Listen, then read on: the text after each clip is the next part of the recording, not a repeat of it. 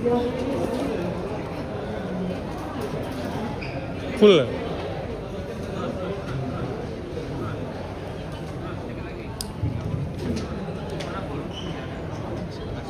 Rekan-rekan media udah siap?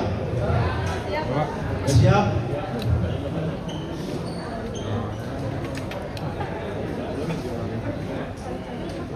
Oke, kita mulai ya. Terima kasih.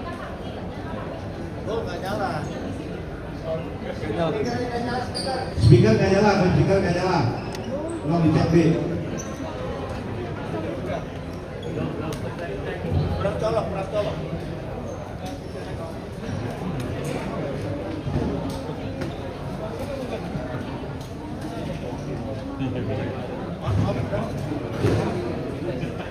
Tes 1 2, nyala ya?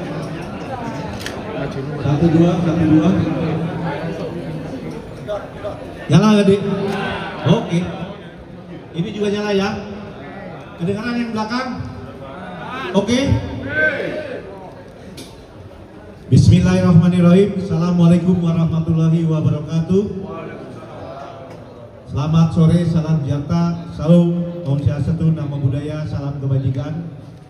Yang sangat saya banggakan rekan-rekan media yang sangat luar biasa meliput peristiwa ini dari mulai kejadian sampai sekarang. Tepuk tangan buat teman-teman media. Kami akan memulai press release ini.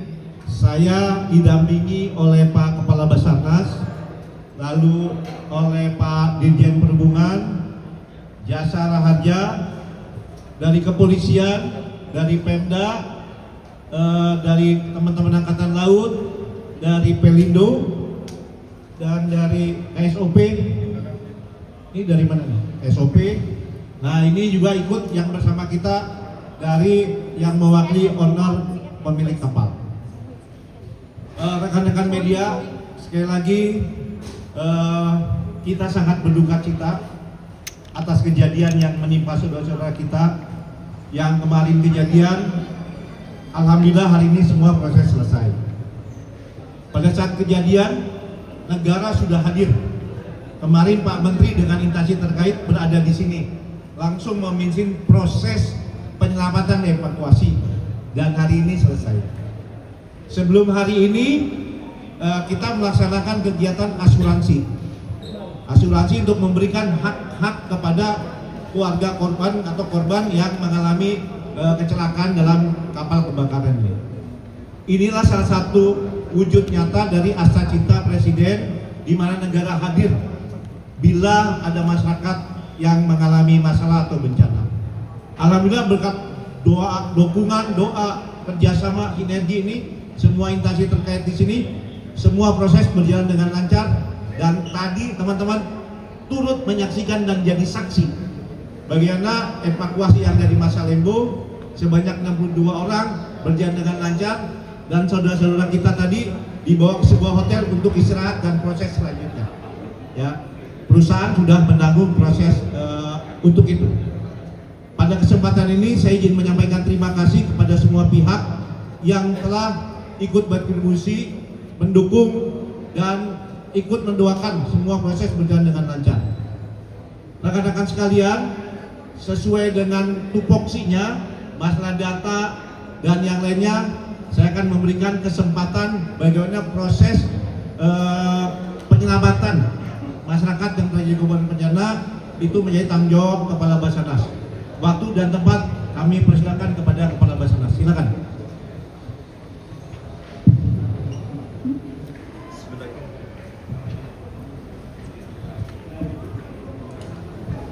Bismillahirrahmanirrahim. Assalamualaikum warahmatullahi wabarakatuh. Selamat siang, salam sejahtera untuk kita semua. Om Swastiastu, namo buddhaya, salam kebajikan. Yang saya hormati Bapak Wamenhub dan seluruh teman-teman yang tergabung dalam operasi SAR kapal Mutiara Sentosa yang mengalami kebakaran pada hari Minggu 2 Agustus 2026. Yang saya hormati dan banggakan rekan-rekan media, pertama-tama sebagai hamba Allah, puji syukur atas nikmat yang diberikan, walaupun dalam suasana duka, bahwa kita bisa melaksanakan tugas dengan sinergi yang cukup baik. Sesuai undang-undang, Badan SAR Nasional harus melaksanakan operasi SAR terhadap kedaruratan yang menimpa KM Mutiara Sentosa II. Saya ingin sampaikan hari ini kita memasuki hari ketiga pada pukul 13. Saya ulangi, pada pukul 15.20 akan menyampaikan secara resmi pelaksanaan operasi yang selama 3 hari ini kita laksanakan. Sebelumnya, atas nama pemerintah yang diamanahkan kepada Badan SAR Nasional, kami dari Badan SAR Nasional menyampaikan ungkapan duka yang mendalam atas musibah yang terjadi, khususnya terhadap korban.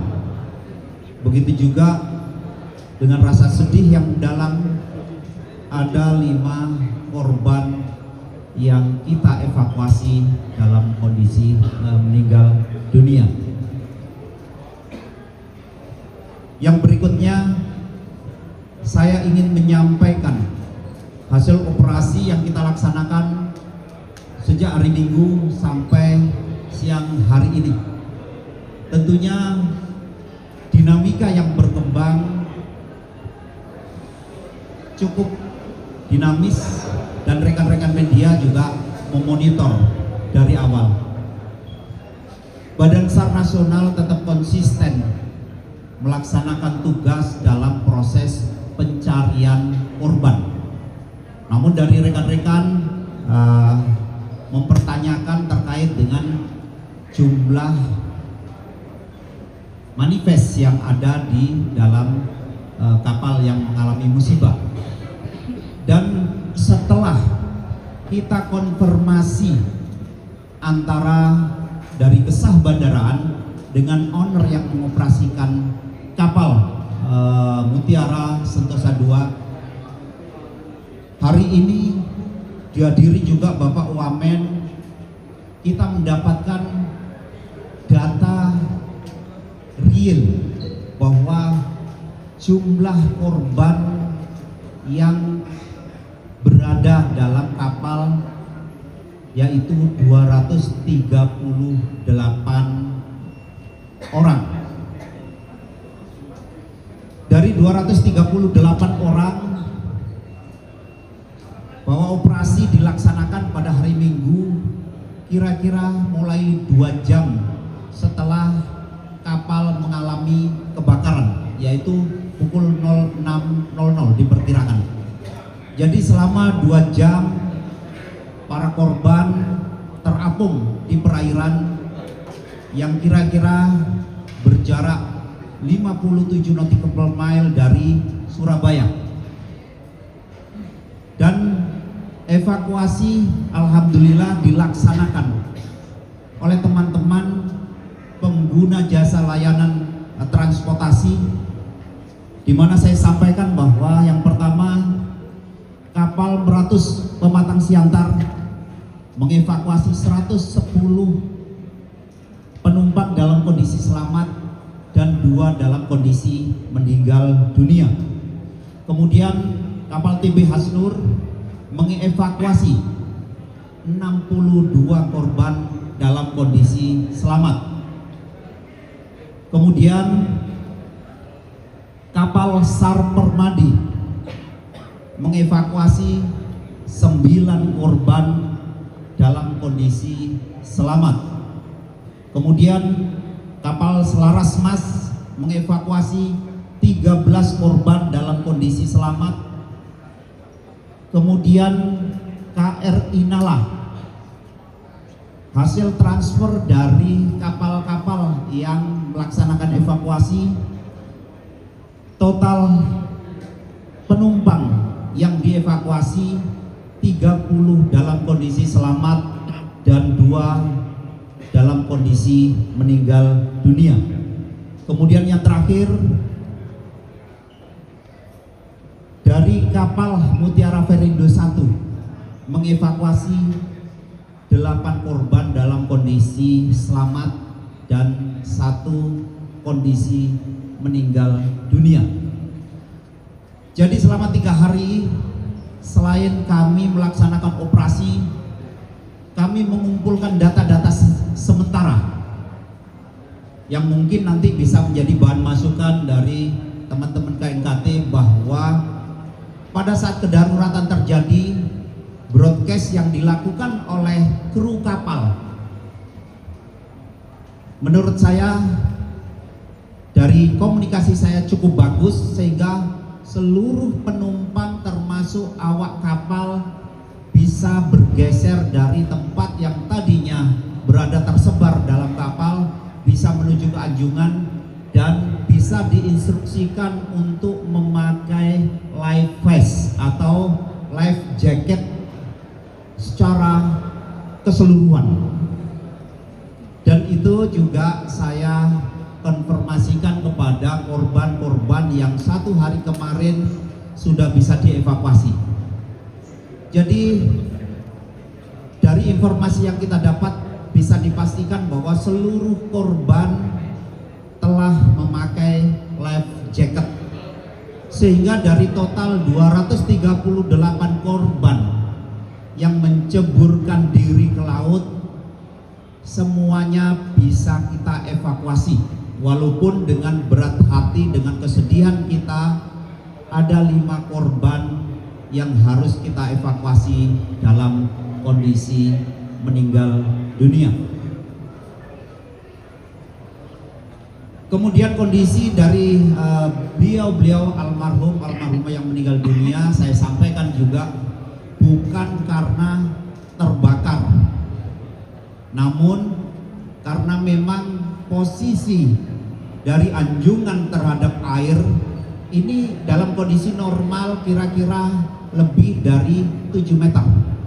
Namun beberapa dari penumpang bertahan sampai akhirnya kondisi kapal miring, dan saat itulah diperkirakan korban-korban yang terakhir ini terjatuh dalam ketinggian kira-kira lebih dari 10 meter. Begitu juga pada saat kapal-kapal yang melaksanakan evakuasi, tidak semua kapal memiliki ram door atau dengan ketinggian yang dekat dari korban. Ada juga yang harus memanjat tangga tali dengan ketinggian yang cukup ekstrim, sehingga dari situlah sebenarnya proses evakuasi yang dilaksanakan oleh teman-teman potensi di lapangan. Alhamdulillah, selaku Kepala Badan SAR Nasional, kami mengucapkan ungkapan terima kasih dan apresiasi yang luar biasa kepada seluruh potensi SAR yang ada di lokasi kejadian, karena pada saat ada kejadian, mungkin dengan tindakan yang dilakukan oleh kru, butuh waktu kira-kira jam 08.25 broadcast secara resmi itu baru diterima oleh Basarnas, sehingga saat itu dari Basarnas Command Center mendeklir atau membroadcast informasi kepada traffic yang ada di lokasi. Begitu juga teman-teman dari stasiun radio pelayaran juga dengan masif memberikan broadcast, sehingga kapal-kapal yang berada di lokasi bisa memberikan bantuan.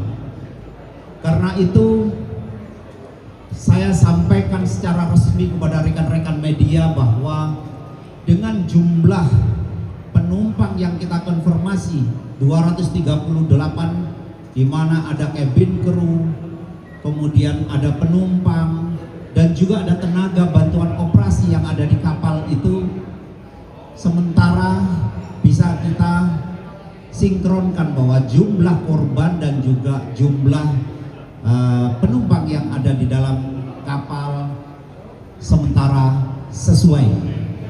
Karena itu secara resmi saya sampaikan bahwa operasi SAR secara khusus dalam penanganan kedaruratan KM Mutiara Sentosa II secara resmi saya alihkan kepada operasi rutin, yaitu operasi kesiapsiagaan yang dikendalikan oleh Kepala Kantor SAR Surabaya.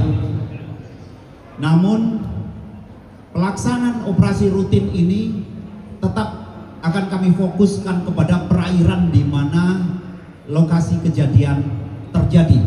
Sambil menunggu, kita juga memiliki posko-posko aduan. Kita semuanya berharap tidak sampai ada pengaduan adanya keluarga yang belum ditemukan. Dan andai saja ada pengaduan itu, tentunya operasi akan kita laksanakan disesuaikan dengan situasi kondisi yang ada. Kita akan buka operasi lagi untuk melaksanakan pencarian. Jadi demikian yang bisa saya sampaikan kepada rekan-rekan media. Pada kesempatan ini juga izinkan saya untuk menyampaikan terima kasih dan apresiasi dari seluruh unsur yang tergabung dalam operasi ini, khususnya unsur-unsur yang terlibat di dalamnya.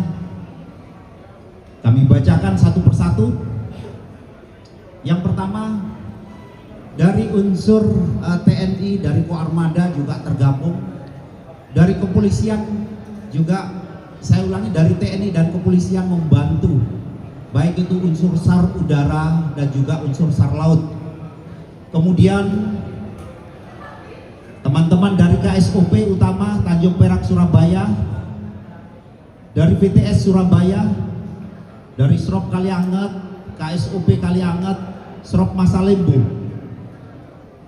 Saya ulangi lagi, dari Pol Airut Sumeneb, dari Polda Jatim, dari BPBD Kabupaten Sumeneb, Koarmada 2 khususnya yang dari TNI AL, Polresta Sumeneb, KPLB Kabupaten Sumeneb, Dishub Kabupaten Sumeneb, Satpol PP Sumeneb, Pemerintah Kabupaten Sumeneb, BMKG Sumeneb, Jasara Harja Jawa Timur, Dinas Kesehatan Kabupaten Sumeneb, Kodim TNI AL yang ada di Sumeneb, Kagana Sumeneb, DVI Kabupaten Sumeneb, Rumah Zakat, BPBD Provinsi, BPBD Kota Surabaya, Reskrim Polres Pelabuhan Tanjung Perak, Samapta Polres Pelabuhan Tanjung Perak, Intel Polres Pelabuhan Tanjung Perak, Tenaga Kesehatan Polres Pelabuhan Tanjung Perak, PBR Surabaya,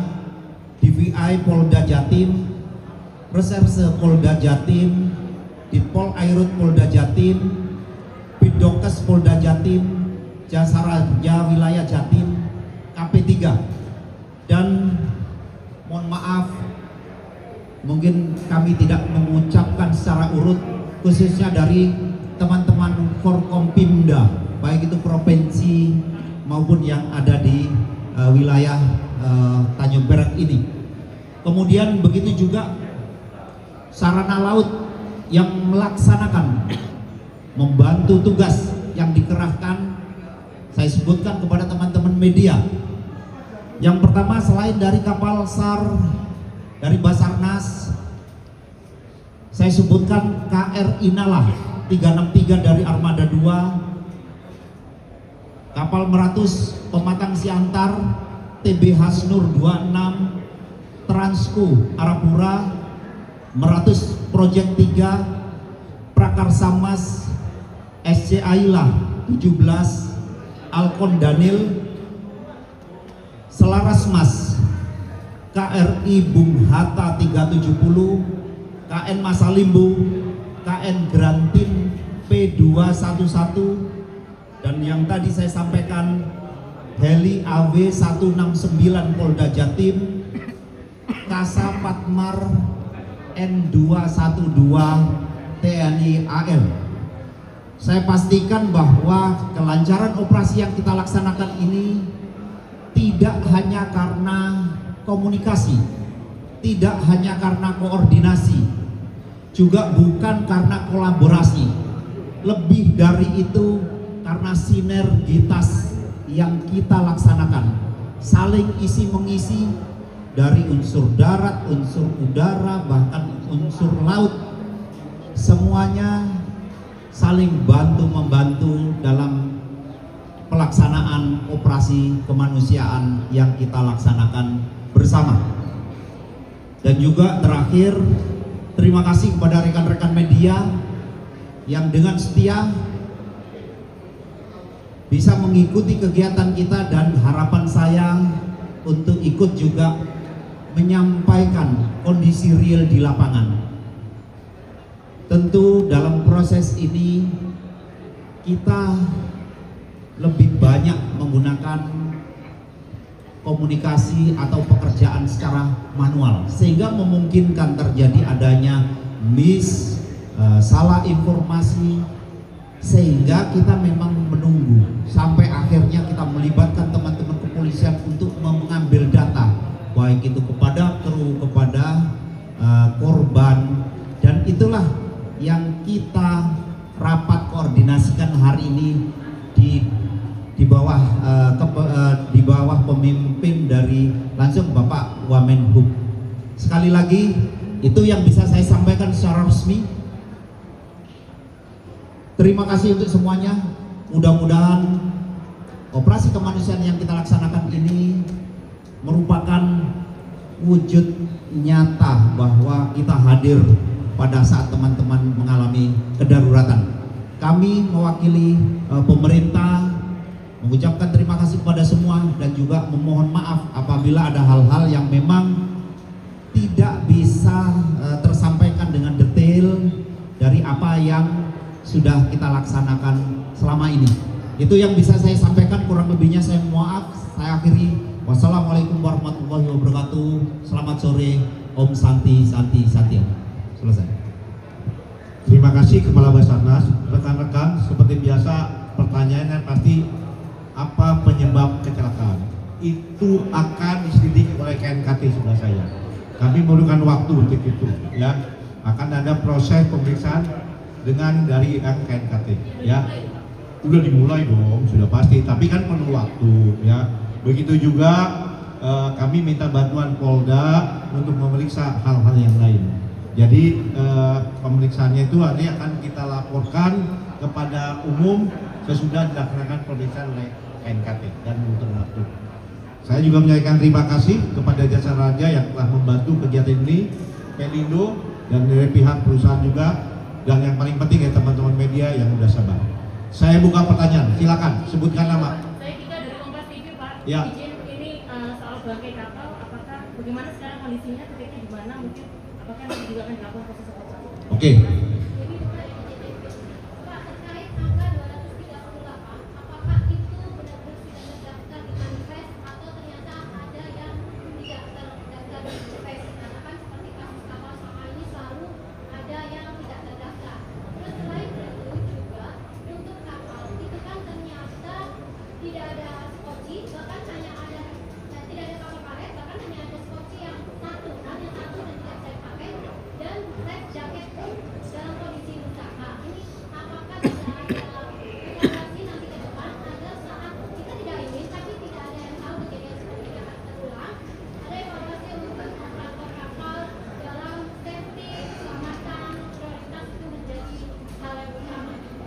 Oke, saya jawab ya.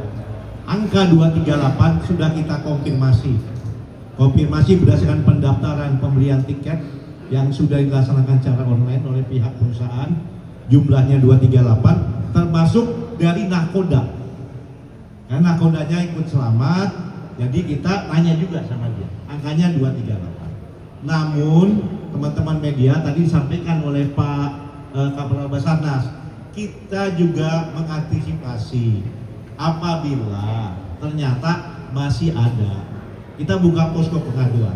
Tapi angka 238 itu sudah dikonfirmasi ke pihak perusahaan, KSOP, dan pihak nahkoda. Nah, mengenai evaluasi yang tadi disampaikan sama ini, begitu kejadian, sebelum-sebelumnya kejadian juga kita terus mengevaluasi faktor keselamatan dan keamanan pelayanan. Yang terjadi sekarang ini akan menjadi bahan evaluasi. Akan kita buka lagi untuk perbaikan di kemudian hari supaya hal-hal ini tidak terjadi. Bila ditemukan dugaan tindak pidana hasil penyelidikan oleh Polda, akan kita proses sesuai dengan aturan berlaku. Kementerian Perhubungan sebagai regulator akan memperbaiki dan menyempurnakan supaya hal ini tidak terjadi. Sanksi akan diberikan sesuai dengan aturan yang ada. Menjawab ya? Artinya sebenarnya ada sanksi, Bapak. Pasti. Kecelakaan sebelumnya kita berikan sanksi kok. Ya, ada sanksi administrasi, pencabutan dan lain-lain. Tadi pertanyaannya Mbak itu apa tadi? Kondisi kapal sama satu. Oh, nanti dijawab sama Pak Kepala Basarnas. Memungkinkan nggak sih untuk para penumpang ini masih mengambil barang-barang yang ada di dalam kapal? Silakan Kepala Basarnas. Oke, Bapak, Pak Titi. Kayaknya pertanyaan titik. Terima kasih. Sesuatu yang wajar dan bagi saya dalam beroperasi kemanusiaan memang perlu keterbukaan, karena kita kepingin meyakinkan kepada seluruh masyarakat bahwa hak hidup, hak selamat warga negara itu menjadi hak yang paling mendasar. Itu yang pertama. Kemudian menyikapi dari dua pertanyaan yang perlu saya jawab. Yang pertama, bagaimana kondisi pesawat saat ini? Saya ulangi, mohon maaf, kondisi kapal saat ini. Jadi tadi saya sampaikan bahwa pada saat hari pertama kondisi kapal pada saat terbakar, pada saat seluruh penumpang diarahkan, di broadcast untuk segera naik ke anjungan, kemudian ke depan sampai akhirnya diberikan life jacket, semuanya terkumpul di atas. Dan pada saat itu kapal terbakar. Dari informasi yang didapat dari tengah bagian bawah dan arah angin menuju dengan kencangnya menuju ke belakang, sehingga kebakaran itu luar biasa mengarah ke belakang. Menyambung pertanyaan tadi, kenapa dari kapal tidak menurunkan skoci atau perahu karet? Jadi setelah kita konfirmasi kepada kru kapal bahwa kapal itu sudah dilengkapi standar keselamatan, di dalamnya ada skoci, ada perahu karet, dan pemeriksaan terkait dengan kelaikan kapal itu, informasi yang disampaikan secara lisan belum lama dilaksanakan. Artinya bahwa skoci perahu tidak bisa diturunkan bukan karena tidak ada, tapi memang kondisi api yang tidak memungkinkan dari kru untuk menurunkan peralatan keselamatan tersebut. Jadi kondisinya memang beda seperti kalau kapal itu bocor. Kalau kapal itu bocor, kru memiliki kesempatan untuk menurunkan mulai dari perahu karet, skoci, bahkan bisa menyampaikan informasi dengan detail perkembangan dari jam sampai atau mungkin dari menit ke jam itu dengan komunikasi. Tapi pada saat kebakaran, kondisi yang terjadi, tindakan awal yang dilakukan oleh kru adalah tindakan pemadaman. Pada saat tidak sanggup, saat itulah memberikan tindakan untuk membrokes semuanya lari, semuanya mengambil perlengkapan life jacket itu. Dan nanti tentunya pasti dari teman-teman KNKT juga akan menyikapi tentang pertanyaan dari teman-teman media. Kemudian di mana posisi kapal sekarang? Saya sampaikan dengan kondisi kemiringan kapal yang tadi pada saat terakhir penumpang itu sampai terjatuh karena ada kemiringan. Hari pertama, hari kedua kapal tersebut masih fix, masih ada. Namun pada kita masuk di hari ketiga atau hari kedua pada saat siang, jadi terakhir yang kontak dengan kapal itu sebenarnya kapal SAR Permadi. Namun karena memang ada kapal-kapal yang mengevakuasi korban ini tidak bisa mengantarkan korban menuju ke Surabaya atau ke Bangkalan, akhirnya kapal-kapal ini korban ini ditransfer ke KN SAR Permadi, sehingga KN SAR Permadi ini backtrack untuk mengantarkan korban ke Bangkalan. Dan pada saat kapal ini kembali ke lokasi yang ditentukan, tidak melihat lagi kapal di atas permukaan. Kita yakinkan 2 kali penerbangan, yang pertama pesawat TNI AL dengan KASA 212 selama 2,5 jam melaksanakan operasi air searching dengan koordinat yang kita berikan, artinya bahwa sektor operasi yang dilakukan oleh kapal sebenarnya sudah tergambar di situ. Kita arahkan dengan pola square untuk melaksanakan air searching dan tidak mendapatkan hasil. Begitu juga teman-teman Polri dengan AW 169 selama 2 hari berturut-turut melaksanakan air searching, artinya kemarin sore dan juga hari ini juga tidak menemukan kapal itu di permukaan. Karena itu sebenarnya soal bagaimana kelanjutan kapal itu tentunya kita akan lihat perkembangan ke depan. Andai saja memang misalkan dari KNKT memang membutuhkan keberadaan kapal itu, tentunya operasi yang kita laksanakan adalah mendukung KNKT untuk menemukan katakanlah kapal itu. Tapi kalau memang ada korban yang hilang, tentunya operasi akan kita lanjutkan dalam rangka pencarian korban. Jadi di situ tahapan operasinya kita sesuaikan sesuai dengan kebutuhan. Kalau operasi SAR sendiri memang ditujukan untuk keselamatan warga itu sendiri. Mungkin demikian saya tambahkan. Terima kasih. Terjawab yang 2 pertanyaan ya Mbak ya. Jadi ada Pak, ada di dalam data yang dimiliki oleh KSOP, ada spottingnya Pak. Ada 6, ada live rate-nya juga 25 yang bisa menampung itu. Cuma tadi dijelaskan oleh Pak Belantas karena situasinya itu tidak bisa dihitung. Ya, tapi tetap menjadi temuan buat kita untuk bahan evaluasi. Oke, ada lagi yang lain? Ya. Amin. Gantian dong. Hanif, wartawan Antara. Saya ingin tanya ke KNKT ya, kesulitannya apa ketika kapalnya sudah tenggelam? Itu pertama. Kedua, apa? Kesulitannya KNKT apa ketika kapalnya sudah tenggelam? Lanjut. Itu satu. Kedua, ini kan sudah kejadian yang kedua, sama-sama terbakar. Jadi mungkin bisa diceritakan yang kemarin itu apakah juga sama-sama tenggelam dan dulu hasilnya apa? Nanti mungkin ada kaitannya dengan jika ada kesalahan dari pihak perusahaan, sanksinya apa? Karena sudah 2 kali begitu. Oke. Tadi siapa sebelah sini? Sama ya. Silakan KNKT bisa menjawab. Terima kasih atas pertanyaannya. Jadi kembali mungkin saya awali turut menyampaikan keprihatinan atas kejadian ini dan juga belasungkawa terhadap korban yang meninggal, dan tentunya mudah-mudahan kedepannya kita bersama-sama mengambil pelajaran untuk bisa mencegah kejadian seperti ini tidak terulang kembali. Dan itu butuh kerjasama yang luar biasa antar seluruh pihak. Nah, terkait dengan pertanyaan dari Antara, ini tentunya menjadi tantangan buat investigasi, Pak.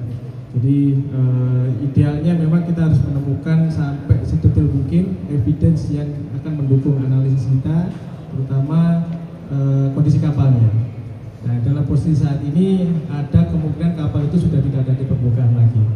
Jadi ini akan menjadi tantangan berat bagi investigasi. Pertama kita harus menentukan di mana dulu posisi kapalnya, kemudian bagaimana kita melakukan pemeriksaan bawah airnya. Kalau kapalnya memang ketemunya di bawah air, bukan di permukaan.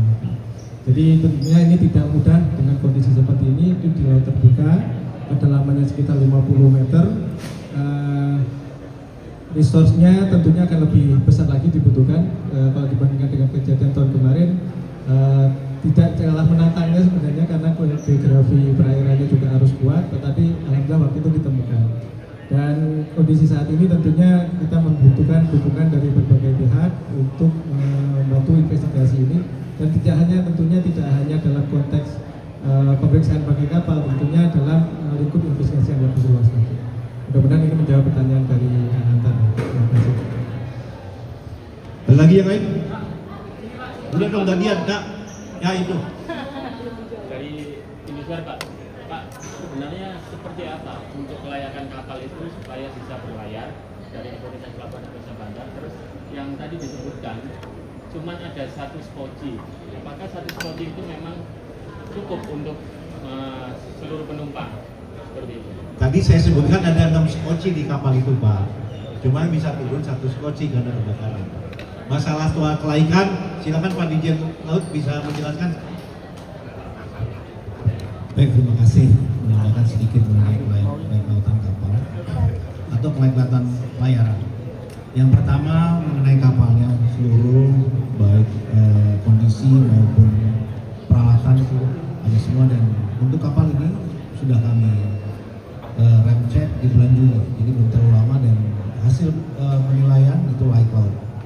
Kemudian yang kedua krunya, dan kru juga sudah memenuhi persyaratan dan sehingga dikatakan dapat diberikan kelayak lautan bagi kapal untuk melayani pelayaran.